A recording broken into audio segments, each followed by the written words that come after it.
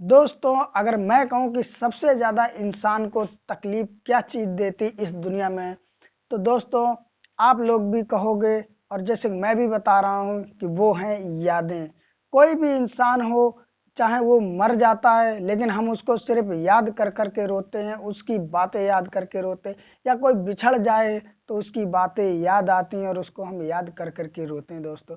जी हाँ, ये भी एक ऐसी कहानी है, एक पति पत्नी की होती है जो कि शादी होती है और मात्र 2 साल बाद उनका किसी कारण तलाक हो जाता है और उसके बाद वो कई साल बाद एक ट्रेन में मिलते हैं दोस्तों। तो उनका भी यही हश्र होता है, एक दूसरे को देखते हैं और आंखों में आंसू आ जाते हैं। इससे पहले मैं ये कहानी स्टार्ट करूं तो नमस्कार दोस्तों, मेरा नाम है अजय श्रीवास्तव और आपको मेरे चैनल पर स्वागत है। दोस्तों, जो हावड़ा जंक्शन से एक ट्रेन चलती है दिल्ली के लिए, तो वहां पर एक लड़की होती या औरत बोल सकते हो जो कि उस ट्रेन में दिल्ली आने के लिए प्लेटफॉर्म पे बैठी होती है दोस्तों। और उसी प्लेटफॉर्म नंबर पर एक व्यक्ति पहुंचता है जो उस लड़की को जैसे ही देखता उसको पहचान जाता है और कहता ये तो मेरी पत्नी है जिसका 8 साल पहले मुझसे तलाक हो गया था। वो देखता है और देखने के बाद उसे पुरानी बातें याद आने लगती हैं, क्योंकि इंसान कितना भी बुरा होता है दोस्तों, कुछ अच्छाइयाँ भी होती हैं उसमें और कुछ बुराइयाँ भी होती हैं। तो वो उसकी बातें याद करने लगता है और वो मन ही मन में सोचने लगता है कि पता नहीं ये इस ट्रेन से कहाँ जाएगी। क्या बहुत सारे उसके मन में सवाल चल रहे होते हैं। हालांकि उसे कुछ नहीं पता होता है कि जो उसकी पत्नी होती है जिसे वो तलाक दे चुका होता उसका नाम रिया होता है और उस लड़के का नाम रोहित होता है। तो रोहित को नहीं पता होता है कि रिया कहाँ जाएगी। वो वहीं पे बैठ जाता है और चुपके से ट्रेन आने का इंतजार करने लगता है। जब ट्रेन आ जाती है तो रिया की टिकट जो होती है एक स्लीपर डिब्बे में होती है और जो रोहित की टिकट होती है वो एसी वाले एक डिब्बे में होती है। जब ट्रेन लग जाती है तो रिया उठकर अपने स्लीपर कोच में चली जाती है और जो रोहित होता है वो अपने एसी वाले डिब्बे में ना जाके पीछे से रिया वाले ही कोच में चढ़ जाता है और दूर खड़ा होकर उसकी नजरों से बच के देखने लगता है। रिया जाती है, अपनी सीट पे बैठती है जो उसकी सीट होती है और वो दूर खड़े खड़े ये सब देखता रहता है। और रिया के पास में कोई भी बैठने की कोशिश करता है तो रिया कह देती है ये मेरी सीट है, इस पे आप मत बैठिए।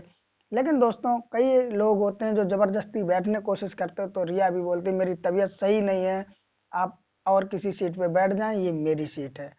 दोस्तों, इतना सब कुछ देखता रहता है रोहित और उसके मन में भांति भांति तरह के सवाल चल रहे होते हैं।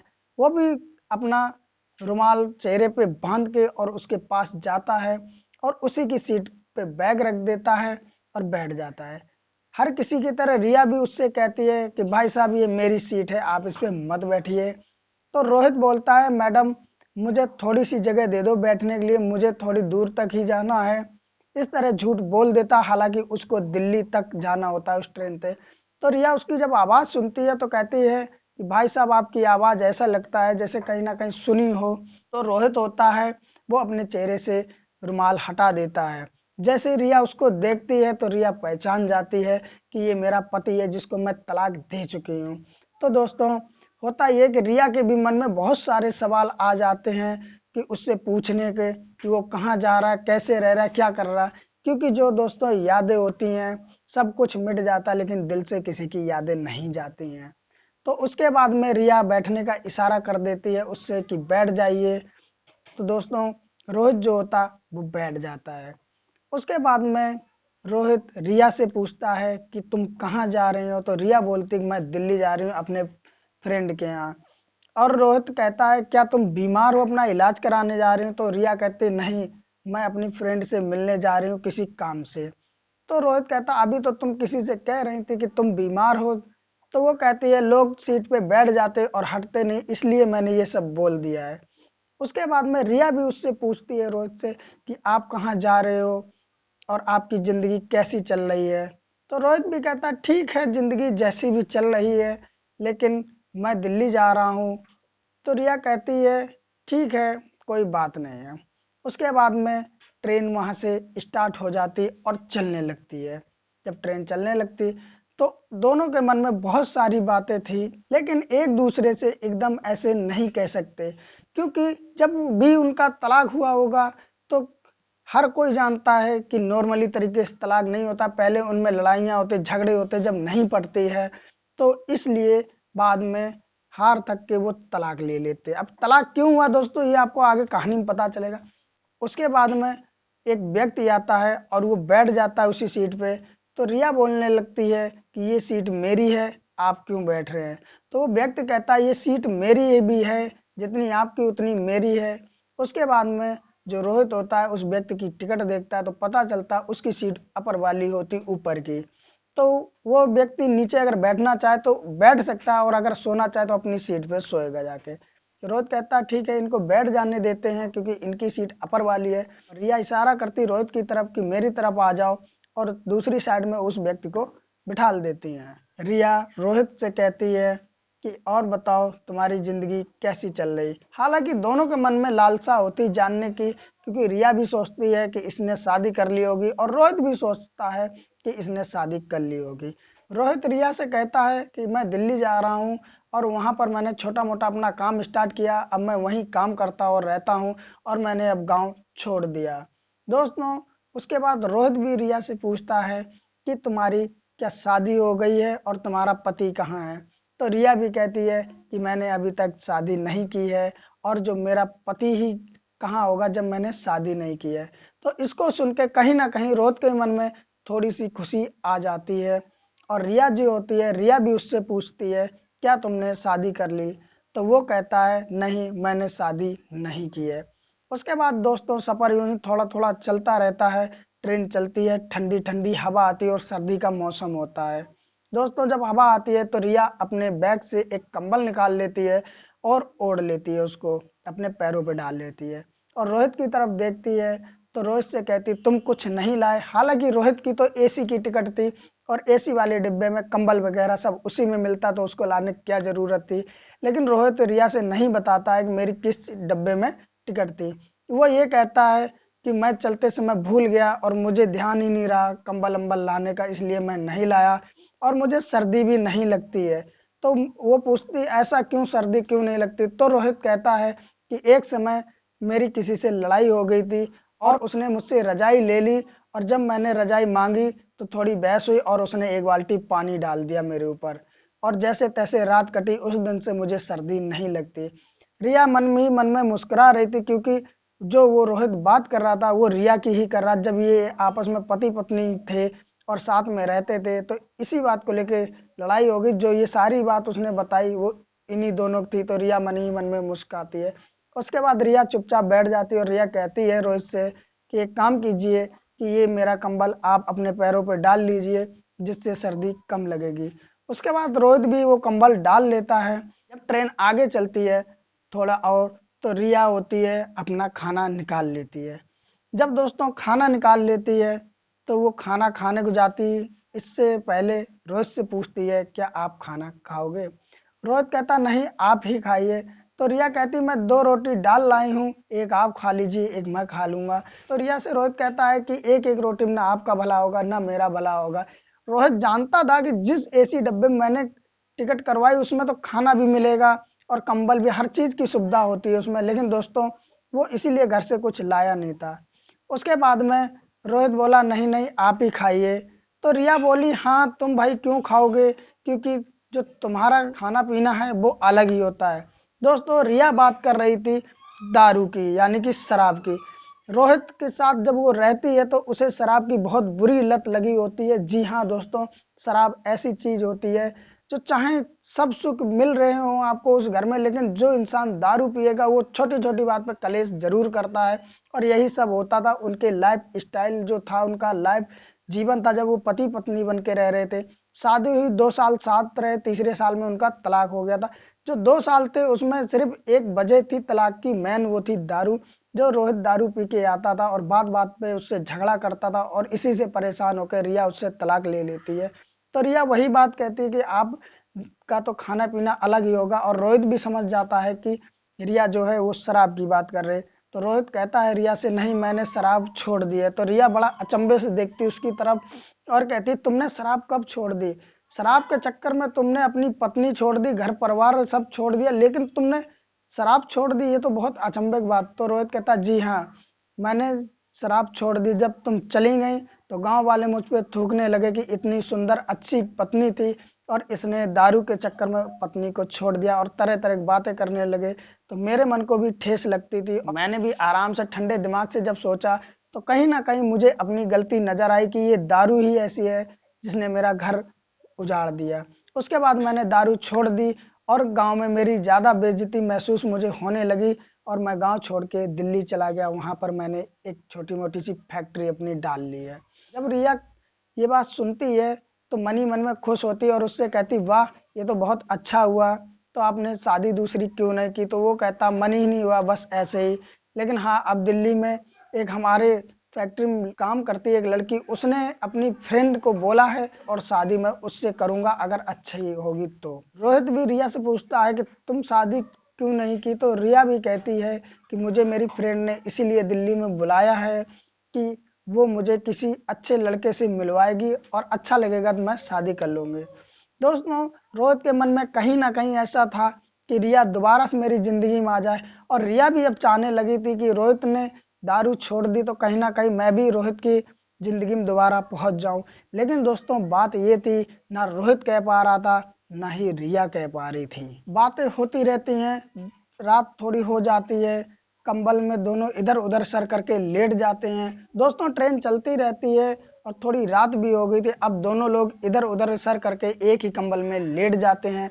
पर दोस्तों, नींद किसी को भी नहीं आ रही थी, ना ही रिया को आ रही थी और ना ही रोहित को आ रही थी। दोनों एक दूसरे के मन में बहुत सारे सवाल थे और बहुत सारी बातें थी जो करना चाहते थे, लेकिन ना वो कह पा रहे थे ना वो कह पा रहे थे।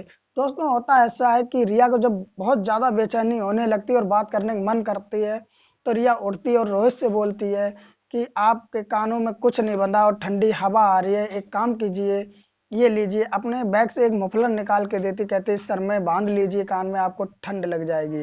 रोहित कहता है कि ठीक है, और रोहित बांध लेता। उसके बाद में थोड़ी सी वो और बात करते हैं और फिर दोनों लेट के सो जाते। सुबह होती है और चाय बेचने वाले आते हैं, दोनों लोग चाय पीते हैं, नाश्ता करते हैं। उसके बाद में ट्रेन दिल्ली पहुंच जाती है और दोनों लोग ट्रेन से उतर जाते हैं। उतरने के बाद में रोहित कहता आप यहाँ से कहाँ जाओगे? रिया कहती है अब मुझे यहाँ से मेरी फ्रेंड लेने आएगी। और रोहित कहता चलो ऐसा करते मैं आपको छोड़ देता हूँ। तो रिया कहती नहीं धन्यवाद, मेरी फ्रेंड आ जाएगी, मैंने उसको फोन कर दिया है। इतने में दोस्तों रिया की फ्रेंड आ जाती है और इसका नाम कोमल होता है। दोस्तों, जब रिया की फ्रेंड कोमल आ जाती है और उसके बाद में उसका जो पुराना पति होता है जिससे वो तलाक ले चुकी रोहित, वो कहता ठीक है तुम्हारी फ्रेंड आ गई तो मैं अब जा रहा हूँ।